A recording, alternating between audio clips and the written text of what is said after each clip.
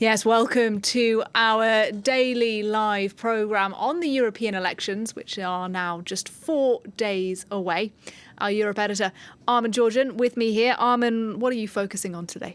Well, we're going to talk about gender in this campaign, Nadia. So if you take the top jobs in the EU, there are 3 top jobs, and 2 of them are held by women. That's the heads of the European Commission and the European Parliament, Ursula von der Leyen and Roberta Metsola. But if you go to the Parliament itself, the European Parliament, men still represent around 60% of MEPs there. Now, the Greens in Lithuania are doing their bit to rebalance that. They've unveiled the first all-women list in the country's history. Here's Eva Budraite, a candidate on that list.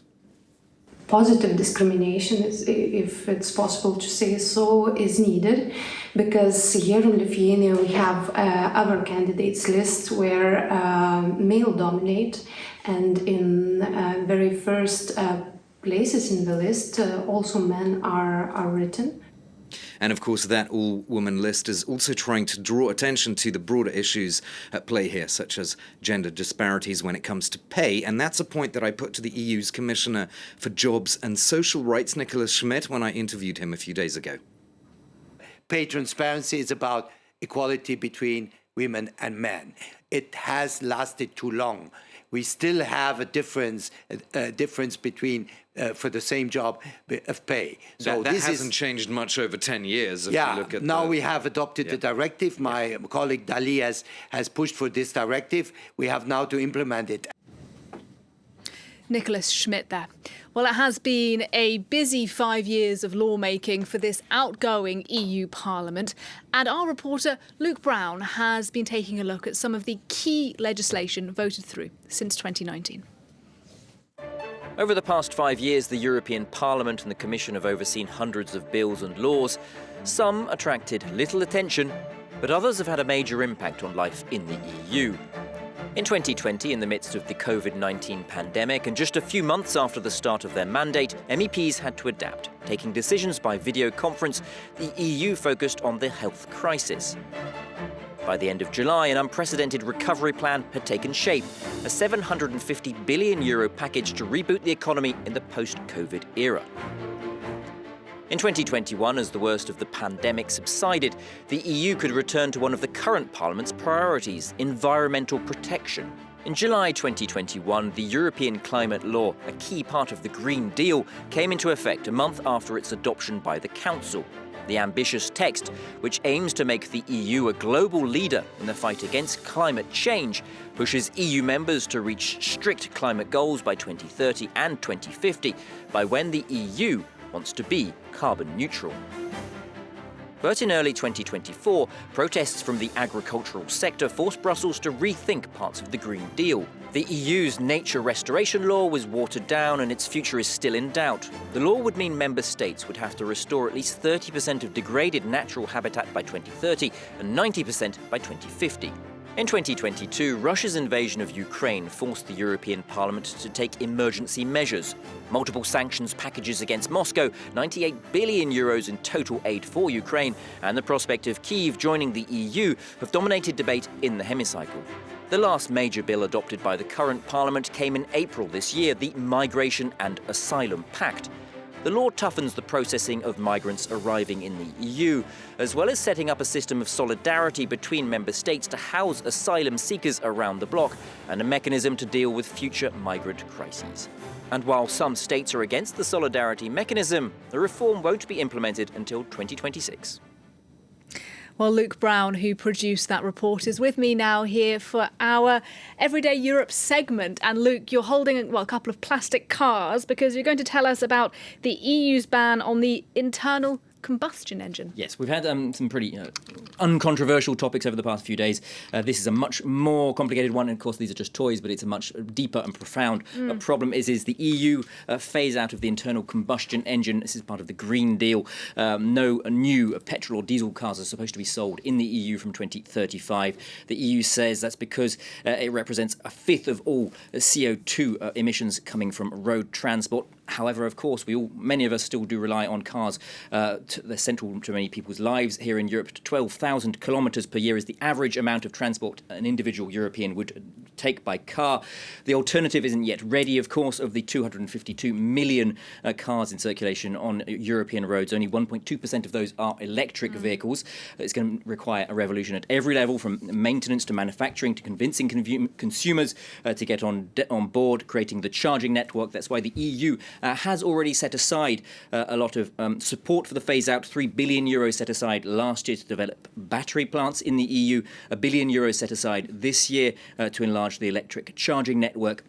That's on top of national projects to incentivise the purchase of electric vehicles, often funded by EU funds. So €3 billion from the EU. How else is the EU going to help with this transition and phasing things out? Well, the problem is that phasing things out isn't necessarily as easy as that, especially when you're faced with a gigantic automobile lobby. The car industry in Europe is a huge economic sector. It represents 12 million jobs. That's 7% of the EU's GDP. The car lobby is extremely influential. It already last year succeeded in watering down the latest emissions restrictions, the Euro 7 sticker. European car makers say they're being handicapped, faced with the challenges and the rivalry coming from China, which has a head start when it comes to electric vehicles, and against the US, where the Inflation Reduction Act is providing support for American car makers. European car makers want more EU support to make that transition. It's also a big concern politically for European policymakers, because opinion polls of this year, for example, 15,000 European citizens say it is actually the least popular policy on the table in the EU. That is why, in many ways, the EU is perhaps already having second thoughts. It will review the phase-out in 2026. All right, thanks very much, Luke. And now for our country report, we'll take you to Greece.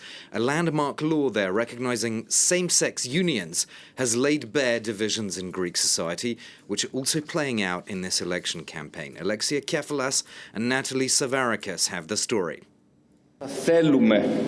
15th of February 2024, Conservative Prime Minister Kyriakos Mitsotakis addresses lawmakers in the Vouli, the Greek parliament, heralding a historic day. After 2 days of heated debates, Greece became the first Christian Orthodox country in the world to adopt laws recognizing same-sex marriage, but also the adoption of children by homosexual couples. On that day, Dimitri and Stavros decided to get married. They had been living together for 16 years and have 3 children separately. But in such a conservative society, things aren't as straightforward. Choose to ignore those comments, we choose to ignore those threats. Of course, we asked for the advice of the state. Ahead of the European elections, polls confirmed that the ruling Conservative Party maintains a large lead against its rivals. Small patriotic and anti-same-sex marriage parties, however, are on the rise. Meanwhile, Greeks remain divided. Young people, we don't have any problem. Everyone can do what they want. This society is falling into chaos. Greece must elect 21 members of the European Parliament, and this campaign theme clearly pits parties and policies against each other. Now, the ruling party, Conservative New Democracy, passed the same-sex marriage law, yet small nationalist parties like Greece Solution are gaining ground.